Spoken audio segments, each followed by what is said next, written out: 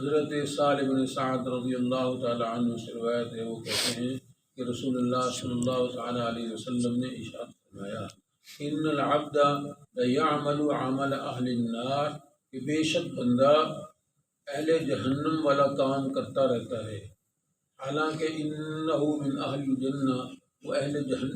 جنت سے ہوتا ہے، ویعمل عمل اہل الجنہ، اور وہ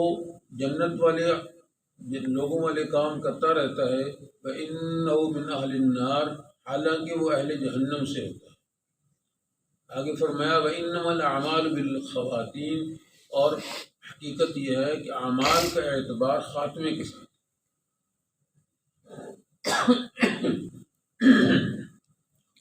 اس حدیث میں اللہ کے رسول صلی اللہ تعالیٰ علیہ وسلم نے ہمیں یہ بات سمجھائی ہے کہ انسان کا جو جس حالت میں خاتمہ ہوگا، آخرت میں اس کا اسی حساب سے معاملہ ہوگا۔ دنیا کے اندر ایک انسان نیک کام کرتا رہتا ہے، زندگی بھر وہ نیک کام کرتا رہتا ہے، لیکن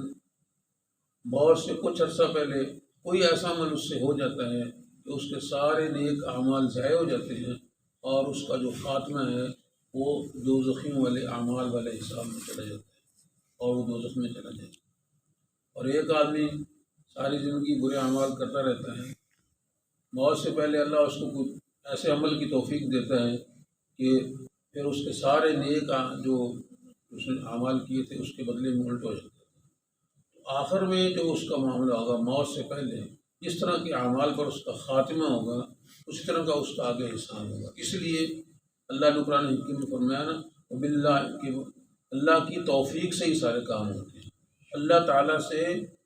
اچھے اعمال کی توفیق مانگتے رہنا چاہیے،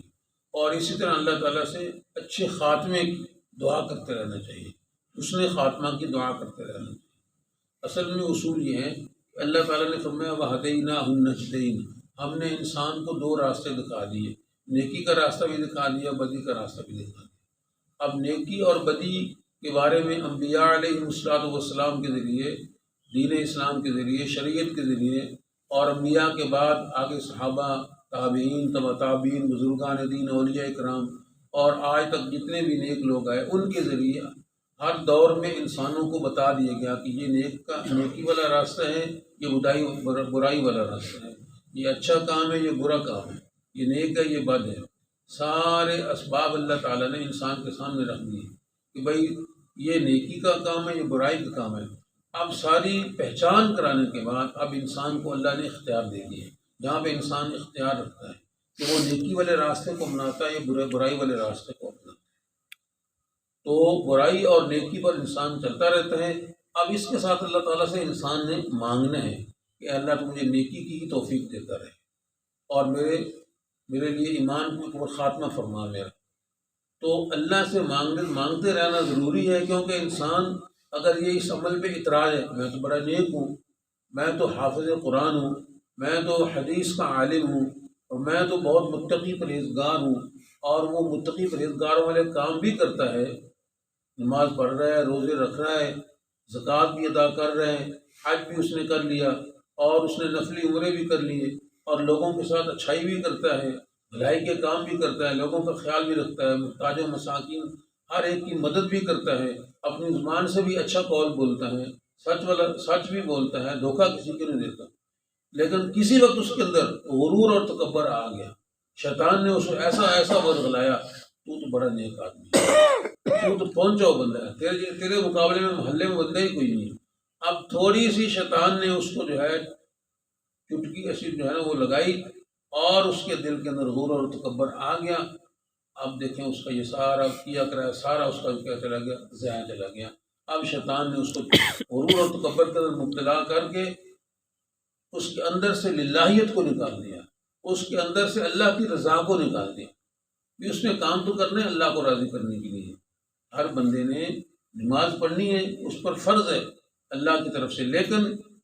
نیت یہ کرنی ہے کہ یار تیرے لیے اللہ تیرے لیے پڑھتا ہوں، تیری رضا کے لیے پڑھتا ہوں، تیرا حکم مان کر تیری رضا کے لیے پڑھتا ہوں، تو نے مجھے حکم دیا اس لیے میں یہ کام کرتا ہوں۔ اور اگر تکبر آ گیا، غرور آ گیا، دکھاوا آ گیا، تو سارے اعمال ضائع ہو جائیں گے، یہاں یہی بات سمجھائی گئی، اس لیے اللہ تعالیٰ سے ہر وقت جو ہے وہ حسن خاتمہ کی اور اچھے کام کی توفیق اللہ سے ملنے کی دعا کرتے رہنا چاہیے۔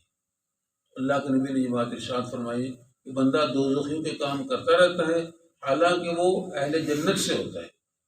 یعنی موت سے پہلے اس کو توفیق مل جاتی ہے نیک اعمال کرنے کی، توبہ کی توفیق ہو جاتی ہے، توبہ کر دی، التائب من الذنب کمن لا ذنب لہ، اللہ کے نبی نے ارشاد فرمایا توبہ کرنے والا ایسے ہیں جیسے اس نے گناہ کیا ہی نہیں۔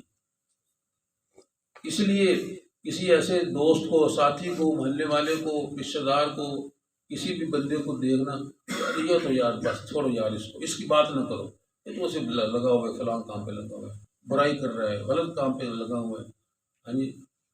اور ایسے کہہ دینا، ہو سکتا ہے یہ بڑا قول ہو، بڑی بات ہو، اللہ نے اس بندے کو تو نیک توفیق دے دی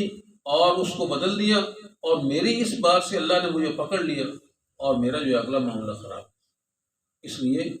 خوف اور بین، امید اور خوف کے درمیان رہنا چاہیے، اللہ سے خوف کھاتے رہنا چاہیے اور نیکی کی طرف رغبت کرنے کی کوشش کرنی چاہیے۔ آگے فرمایا وَيَعْمَلُ عَمَلَ أَهْلِ الْجَنَّةِ، اہل جنت والے کام کرتے ہیں حالانکہ وہ اہل دوزخ سے ہوتا ہے، اس لیے فرمایا انما الاعمال بالخواتیم، اعمال کا اعتبار تو خاتمے کے ساتھ ہے، جس طرح کا خاتمہ ہوگا آگے آخرت میں اس طرح کا معاملہ ہوگا۔ اللہ ہمیں نیکی کے پر گامزن فرمائے، استقامت عطا فرمائے، استقامت مانگتے رہنا چاہیے اللہ تعالیٰ سے، اچھے کام کے اوپر استقامت مانگتے رہنا چاہیے، ڈرتے رہنا چاہیے، اور اللہ تعالیٰ ہمیں حسن خاتمہ جو ہے ہمیں عطا فرمائے۔